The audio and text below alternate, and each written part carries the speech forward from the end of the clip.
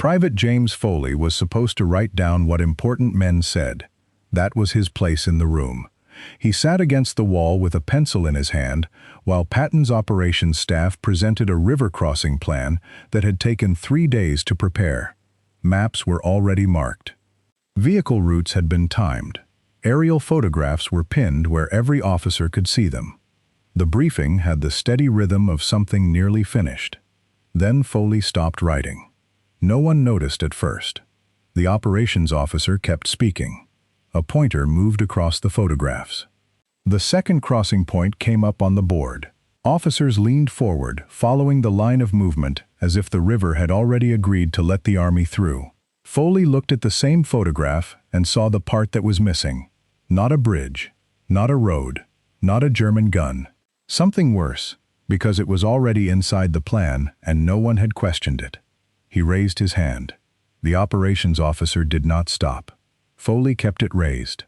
Then, before anyone gave him permission, the private at the wall said 9 words that froze the senior staff around Patton's map.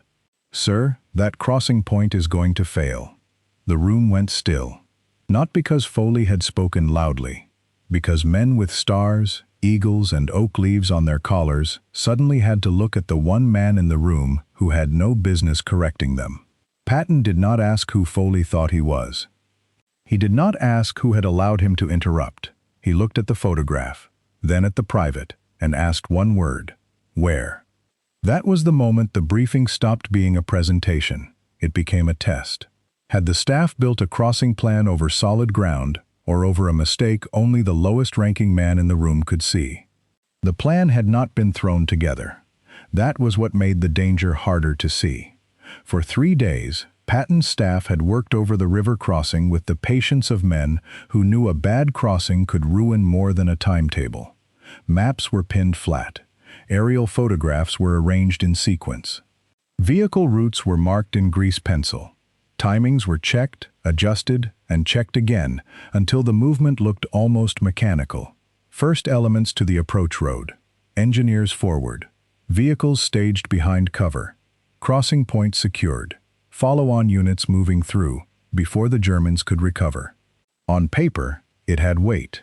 Major Lawrence Holt, the operations officer, had every reason to present it with confidence. He had not guessed at the crossing. His section had studied the photographs, measured the approaches, and built the plan around what appeared to be a usable bank at the second crossing point. The photograph showed a river. It showed an approach. It showed a bank that looked firm enough to take traffic. What it did not show was December. That was the first problem. The photographs had been taken in September, when the ground still held the memory of summer. The riverbank in the picture belonged to a different season, before the autumn rains had settled into the soil, before the cold held moisture in low places, before the clay near the second crossing point became the kind of ground that looked passable until weight tested it. No map announced that. No photograph apologized for being old. And no staff officer, studying the picture from a table, could feel mud under a boot heel or watch a wheel sink where the surface had looked trustworthy from above. Foley could. But Foley was not at the table. He sat against the wall, pencil ready, recording the words of men whose job was to decide where the army would move. His name was not on the plan. His memory was not in the briefing. His knowledge of the river had not been requested by the planning section. So the plan continued. Holt pointed to the second crossing point and moved through the sequence. The room followed him. Officers looked at the marked bank, the planned route, the timing of the leading vehicles, and saw a difficult operation becoming organized. Foley looked at the same photograph and saw something beginning to break. Not in the room, not yet, in the mud. The plan had 3 days of work behind it, but beneath it sat one assumption no one had touched, that the riverbank in September would still carry an army in December. James Foley's name had been inside headquarters long before he raised his hand. It just had not been on the right table. It was in a personnel file, typed cleanly, with the kind of details in Army records because someone, somewhere, has decided they may matter later. Age, assignment, language ability, local background, administrative support. knowledge of the Luxembourg border region. All of it was there. None of it was on the river crossing map. For 6 weeks, Foley had moved through 3rd Army headquarters as a useful young private, with a pencil, a typewriter, and enough local language ability to make him convenient when names, villages, roads, or civilian terms needed clarification. He copied, he filed, he took notes. He sat where enlisted administrative men sat when senior officers were working. Near the wall, out of the way. That was not cruelty, it was procedure. But procedure has a habit of deciding what a man is before anyone asks what he knows. To the personnel section, Foley was an administrative private with local background. To the planning section, he was not part of the plan at all. That was the gap. Not a dramatic gap. Not one that looked dangerous while papers moved and officers worked. No one had hidden Foley. No one had forbidden him to speak about the river. No one had deliberately ignored a warning. The warning had never been requested. The Army possessed the information, but it had been stored in the wrong form. A qualification in a file, a childhood in a memory, a river inside a private who had been assigned to take down other men's words. For 3 days, officers studied photographs of ground Foley had once walked. For 3 days, they planned vehicle movement across a bank he knew by season, by soil, by the way water stayed after autumn rain. For 3 days, the most useful terrain information in the building sat close enough to hear the briefing rooms, but not close enough to be asked a question. That was the part Patton would later understand faster than most men. The failure was not that the staff lacked intelligence. The failure was that headquarters had not built a way for the right intelligence to climb out of the wrong drawer. A map can be placed on a table. A photograph can be pinned to a board. A timing sheet can be passed from officer to officer. But a private's memory stays silent until someone creates a reason for it to speak. And that morning, no one had created that reason. Foley did it himself. He set down his pencil. The second crossing point looked harmless from above. That was the danger. In the September photograph, the bank appeared open enough for movement. The approach road curved in cleanly. The ground near the water looked flat. From a staff table, under lamps and pencil marks, it could pass for usable terrain. But Foley was not looking at the photograph like a planner. He was looking at it like a boy who had once stood there with wet boots. He remembered that part of the river before it had grid lines, before officers called it a crossing point, before vehicles and timing sheets turned it into a military problem. He remembered walking that section with his father, cutting along the bank in seasons when the same ground behaved like different country. In summer, it could look friendly. In early autumn, it could still fool a man. But after the rains settled in, the low bank changed. Water stayed where it should have drained. The surface crusted just enough to lie. Underneath, the clay held moisture like a closed fist. That was what the photograph could not say. A camera could show the shape of the bank. It could not show what happened when weight pressed down. Foley had seen it. Farm equipment trying to use that approach after wet weather. Wheels biting first, then sinking, then spinning until the ground pulled them deeper. Men could walk there and think the bank was passable. A loaded vehicle would find the truth in the first few yards. Now the Army was planning to send heavier machines across that same ground. Not in September, in December. Foley's eyes moved over the photograph again. The drainage shadows were still there, faint but familiar. The same low places, the same pattern near the bend, the same kind of ground that did not forgive weight after rain. He did not know every military answer. He did not know the full logistics plan. He did not know how Patton's staff had timed every vehicle or calculated every movement behind the crossing, but he knew that bank, and knowing that bank was enough to understand what the plan had missed. The staff saw a crossing point. Foley saw vehicles sinking before they ever reached the water. That was the moment silence became dangerous. Not because Foley outranked anyone, he outranked no one, but because the river did not care who wore oak leaves, eagles, or stars. It would take the first heavy vehicle exactly the same way it had taken farm equipment years before. Slowly, quietly, then completely. Foley raised his hand the first time like a man hoping procedure would save him. It did not. Major Lawrence Holt kept speaking. His pointer moved from the approach road to the second crossing point, then to the staging area behind it. The officers followed the movement with the quiet focus of men already thinking 3 steps ahead. Engineers, trucks, timing, cover, enemy reaction. No one looked at the private against the wall. That was not unusual. A senior staff briefing was not a schoolroom. Men did not raise questions because they felt curious. Information moved through channels. Authority had a shape. Rank decided who could interrupt whom, and a private sitting with the stenographic notes was not part of that shape. Foley's hand stayed up. The pencil lay on the paper beside him. The operation continued without him.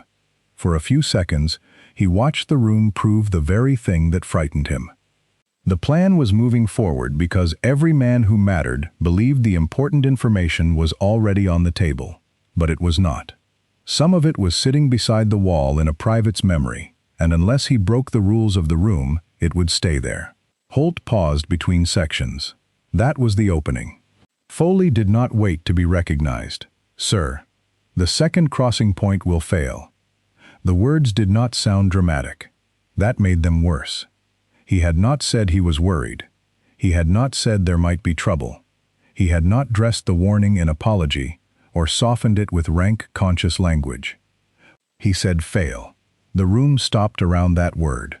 Holt turned first, irritation already on his face, the natural anger of a man whose 3-day briefing had just been cut open by someone with no standing to touch it.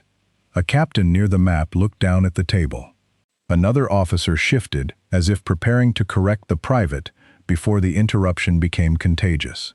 Patton raised his hand. Not high, just enough. The room obeyed. Whatever Holt had been about to say stayed in his mouth. Whatever rebuke was forming elsewhere died before it reached the air. Patton did not look insulted. That was what made the silence sharpen. An insult would have been easy. A breach of discipline could be punished. A nervous private could be sent back to the wall, and the briefing could continue with only a small stain on the morning. But Foley's sentence had carried something different. Specificity. Not complaint. Not fear. A location. The second crossing point. Patton turned his eyes from Holt to Foley. For a moment, the private looked even younger than 20. He was standing halfway between obedience and disaster, with every officer in the room watching him decide whether he had just saved the plan or destroyed himself. Patton pointed toward the map. "Come here." Foley stepped away from the wall. No one spoke as he crossed the room. The pencil stayed behind. Now the private, who had been recording other men's words, was being asked to explain his own. Foley stopped in front of the map like a man who had walked too far into a room he was never meant to cross. Behind him, the wall felt safer. In front of him were the photographs, the river line, the marked crossing point, and the officers who had spent 3 days turning those marks into a plan. Major Holt stepped back from the board, not because he wanted to, but because Patton had made room for the private. Patton did not ask Foley to explain himself. Not at first. He asked the question a commander asks when noise might be intelligence. Where? Foley pointed to the second crossing point. His finger did not move around the map looking for confidence. It went straight to the bank near the bend. He said the plan assumed firm ground there, a stable approach where vehicles could move down toward the water and keep their timing. Then he told them what the photograph did not. In December, that bank softened. The fall rains stayed in it. The soil held water because there was clay underneath, and the drainage was poor. A man on foot might cross it and think it would hold. A heavy vehicle would not be given that courtesy. It would sink before it reached the river. No one interrupted him now. Patton watched the place Foley had touched. Then came the second question. How do you know? That was the dangerous one. Because memory can sound strong until it is asked to stand like evidence. Foley did not pretend certainty he did not have. He said he had seen that bank after heavy rains when he was younger. He had watched farm equipment get trapped there. He had seen wheels dig down through the surface and discover what the ground really was beneath it. Then he gave Patton the part that mattered most. He was not completely certain, not without someone checking the current condition directly. That answer changed the room. A foolish man would have protected his warning by making it sound absolute. Foley did the opposite. He gave Patton a warning with a test attached to it. The drainage shadows in the aerial photograph matched what he remembered. The pattern suggested the same soil behavior was still there, but the ground itself had to be looked at. Patton heard that. He was not being asked to trust a private. He was being handed a question the engineers could answer. Then Patton asked the third question. Is there another point? Foley looked upstream. About a mile above the planned crossing, he indicated a different bank, higher ground. Better drainage, more gravel in the soil. He had seen vehicles use that approach in wet periods when the second point failed. Patton stared at the map for a long moment. The room waited for judgment. What Patton had heard was not bravery. It was not disrespect. It was terrain, made specific enough to verify. Patton did not answer immediately. That was the first sign that the briefing had changed. A quick answer would have meant pride was still in command. A rebuke would have put Foley back against the wall. A compliment would have made the room think this was about courage, or instinct, or some sentimental story about a private who knew better than officers. Patton gave them none of that. He looked at the second crossing point, then at the upstream bank Foley had marked, then back at the photographs. The room waited for him to decide who was right. Patton did something colder. He refused to let anyone in the room be right until the ground had been checked. Send men to look. That was all the speech the moment needed. The operations briefing stopped there. Not because the plan had failed, not yet, but because one part of it had become too dangerous to leave as an assumption. The engineers were ordered to inspect both locations, the planned second crossing point and the upstream alternative Foley had indicated. Major Holt said nothing for a moment. He had spent 3 days building the briefing, now being paused by a private's warning. Any officer would have felt the sting of that. But the order was clean. No accusation, no humiliation, no theater, just verification. That made it harder to resent. A bad idea can be defended against another man's opinion. It cannot be defended against mud on an engineer's boots. For 2 days, the plan waited while the engineer team went forward. They checked the bank Foley had warned about. They studied the drainage, the soil, the softness beneath the surface. They compared what the September photographs had shown with what December had done to the same ground. When the report came back, it did not use dramatic language. Engineer reports rarely do. That was why it hit so hard. The second crossing point was waterlogged. The bank was soft. The clay composition retained the autumn rainfall. The ground would not support vehicles of the weight specified in the plan. Foley had not exaggerated. The photograph had not lied exactly. It had simply belonged to the wrong season. The engineers then checked the upstream alternative. Higher bank, better drainage, more gravel in the soil. Adequate for the vehicle weights required. Now the room had its answer. Not from Foley's memory alone, not from Holt's plan, not from Patton's instinct, from the ground. The plan was revised. The upstream crossing became the primary approach. That change cost an additional day of planning. Routes had to be adjusted. Timings had to be rebuilt. Leading elements had to be resequenced. But several days later, when the crossing was executed, the vehicles did not disappear into the mud Foley had warned them about. That was the quiet victory. Not a charge, not a flag raised under fire. A plan stopped before the ground could destroy it.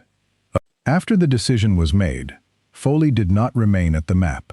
That mattered. There was no applause. No officer crossed the room to shake his hand. No dramatic order promoted him on the spot. Patton did not turn the briefing into a ceremony for a private who had seen what others missed. The Army had work to do. So Foley went back to the wall. He picked up his pencil and returned to the stenographic record, writing down the words of men who, only minutes earlier, had nearly continued past the one warning that could change the crossing. The room resumed its shape. Officers spoke again. Papers moved again. The machine of headquarters started turning again. But it did not turn the same way. Major Lawrence Holt had felt the interruption first as irritation. That was natural. A plan built over 3 days had been stopped by a private with no standing in the briefing. But after the engineers came back, irritation had no ground left to stand on. The private had not embarrassed the staff, the ground had. Holt understood what the real problem had been. It was not simply that a September photograph had been used for a December operation. It was not simply that one bank was softer than expected. Those were the visible errors. The deeper error was quieter. Headquarters had possessed the right information for 6 weeks and had never built a path for it to reach the planning table. Foley's local knowledge had been in a personnel file. His memory of the river had been in his head. His understanding of clay, drainage, and seasonal banks had been sitting against the wall with a pencil in its hand. No one had thought to ask. After that, Holt changed how terrain information was gathered. Soldiers coming from forward areas, men with local knowledge, clerks who knew villages, drivers who had used roads, engineers who had touched the ground. All of them could carry facts that no map contained. It cost little to ask. It could cost everything not to. Foley received no famous citation for the moment. He did not become a legend in headquarters. Weeks later, his promotion to private first class came through as routine paperwork, not as a public reward for stopping a flawed plan. That almost makes the story stronger. Because the lesson was never about glory, it was about command. Patton did not save the crossing because he loved interruptions. He saved it because he understood that rank can organize information, but rank does not create truth. Maps showed where the river ran. Photographs showed how the river looked months earlier. Foley showed what the river would do when heavy vehicles reached it in December. And in war, that is the difference between a plan that sounds right in a briefing room and a plan that survives contact with the ground. Would you have stopped a 3-day battle plan because a private knew something the map did not?